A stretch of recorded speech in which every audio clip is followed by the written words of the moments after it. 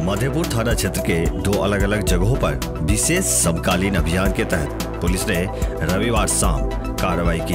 इस दौरान देशी एवं विदेशी शराब के साथ दो युवकों को पकड़ा गया। पीएसआई अमित कुमार चौरसिया ने भेजा जाने वाली मुख्य पथ पर महादेव मंदिर नवादा के निकट से एक बाइक सवार को धर दबोचा। बाइक सवार युवक शराब की डिलीवरी देने जा रहा था। धरा युवक की पहचान नवादा गांव के वार्ड 3 निवासी 40 वर्षीय नूनू महतो के रूप में की गई है। उसके बाइक की डिक्की से 750 ml का एक बोतल जब्त किया गया।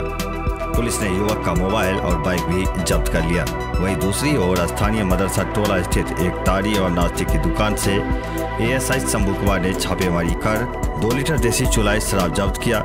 पुलिस ने मौके से दुकानदार 24 वर्षीय राहुल महतो को भी गिरफ्तार कर लिया। थानाध्यक्ष ने बताया कि शराब तस्करी के दोनों मामलों में धराए आरोपियों को न्यायिक हिरासत में सोमवार को भेज दिया गया है। वहीं मधेपुर थाना क्षेत्र के दर्जिया गांव में भूमि विवाद को लेकर मारपीट की घटना हुई। मारपीट में एक पक्ष के 65 वर्षीय दुखन यादव, उनकी पुत्रवधू 35 वर्षीय रुक्मणी देवी जख्मी हो गयी।